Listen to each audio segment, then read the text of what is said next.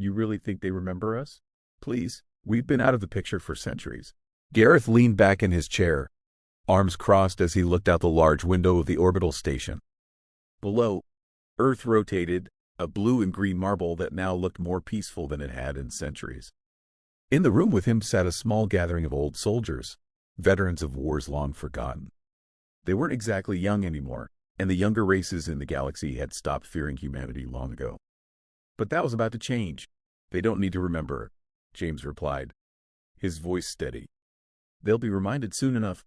For the past few hundred years, the galaxy had been at peace, at least for those who weren't paying attention. Humanity had been isolated, sidelined by its own choice. Other species didn't want them involved in the affairs of the galaxy, claiming humans were too aggressive, too dangerous. So humanity retreated to the fringes, abandoned by a galactic council that was more than happy to push them away. For generations, humans thrived in their own systems, keeping to themselves. But while they were forgotten, the galaxy had fallen into disarray. Alliances crumbled, disputes between species grew heated, and the balance of power shifted. The Cathron Dominion, an empire of reptilian aliens, was on the verge of conquering half the known galaxy. They ruled with an iron fist, obliterating any opposition and enforcing their will with ruthless efficiency. And that's when the call started coming in. At first, it was just whispers, a few desperate ambassadors from weaker species quietly asking if the humans still had their legendary fleets. Then it became more open, more frantic. Requests for aid flooded human communication lines. Species once too proud or too arrogant to speak to humans now begged for help. The Galactic Council, now trembling under the pressure of Cathron expansion, had reluctantly sent a formal request. They had asked for the humans to assist in negotiations. Gareth and James knew better. Negotiations were a thinly veiled plea for one thing: war. You think we could pull this off? Gareth asked, tapping his fingers on the table. They've been handling things their way for so long. We're not the same as we used to be. Doesn't matter, James said, standing and walking over to the console. He flicked a switch, and a map of the galaxy appeared in front of them. Red zones marked Cathron-controlled territories. The map was nearly bleeding. It's not about whether we can pull it off. It's about reminding them why they should have never forgotten in the first place. In truth, humanity hadn't lost its edge over the centuries, while the rest of the galaxy busied itself with treaties, trade disputes, and minor skirmishes. The humans had quietly been perfecting their military technology. They had turned war into a science, a discipline refined over generations. But it was more than just technology. They had learned patience. Time for humans had become a tool, just like any other.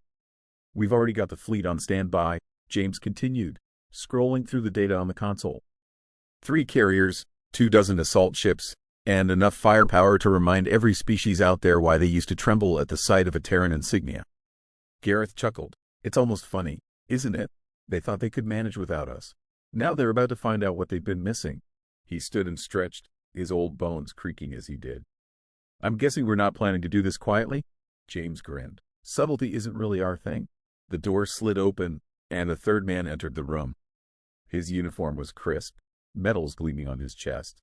He was younger than the others, but his presence commanded the room immediately. Captain Marcus, a rising star in the newly revived Terran fleet, had been handpicked to lead the charge. We're all set, Marcus said, standing at attention. The Council has officially authorized the mission.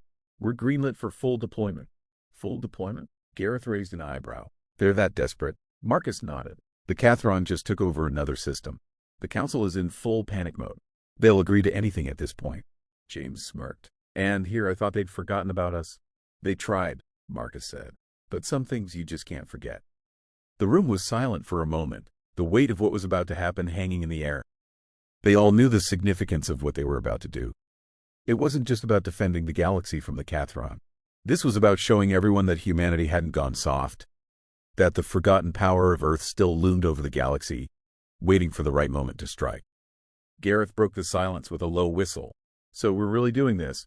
Back into the fold after all this time? James clapped him on the back. Looks like it. And what happens after? Gareth asked. Quote, once we remind them who we are. Marcus glanced at the map. We'll cross that bridge when we come to it. The sound of boots echoed down the hall as soldiers began to board the ships. The entire station buzzed with the energy of preparation. Old veterans shaking off the dust and young recruits stepping into the legacy they had been told about since childhood. James watched as the first of the assault ships detached from the station, its engines glowing blue as it prepared to join the fleet. "It's funny," he said. "They wanted to leave us behind, thought they could handle everything on their own. Now, when they're on the verge of collapse, who do they call?" Gareth laughed. "I guess there's only so long you can ignore the people who wrote the book on warfare." As the ships began to line up one by one in perfect formation, the hum of engines filled the room. The old Terran insignia, the simple star and sword, adorned the side of every ship, a symbol that had once inspired fear and respect in equal measure. It was about to do so again. "We've been quiet long enough," Marcus said, staring out at the fleet. "Let's remind the galaxy what happens when humanity steps back into the fight." And with that, the first ship leapt into hyperspace, leading the way to a war that would make the galaxy remember. The Cathron fleet hung in space like a constellation of predators, each ship bristling with weapons and shields that had crushed hundreds of civilizations. Their leader, High Marshal Kesh, stood on the bridge of the largest dreadnought, surveying the battlefield with a mixture of boredom and contempt. The Galactic Council's desperate attempts to mount a defense were pitiful. Patchwork fleets of smaller species barely holding the line. "They sent more of these insects," Kesh growled, his reptilian eyes narrowing as the Council's ragtag fleet shuddered under another barrage. He turned to his second-in-command, whose scales shimmered nervously under the ship's lights. "They did, High Marshal," the officer replied, "but we've detected something else. An unknown fleet just entered the system. We're running scans now, but it doesn't match any known patterns." Kesh's eyes gleamed with interest for the first time in days. "Unknown? You say?" "Yes, sir. It's, large. Very, very large. The ship configurations are unfamiliar, but they're advancing quickly." Kesh stepped forward, staring at the holographic map. The Cathron had crushed everything in their path, but unknowns were rare, especially now when so few dared to challenge their dominance. He watched as the mysterious fleet approached the front lines, moving with precision and speed. His claws tapped the metal railing. "Send a hail," he ordered. "Let's see who's foolish enough to challenge us." Moments passed, and the communication officer glanced up, confusion plastered across his face.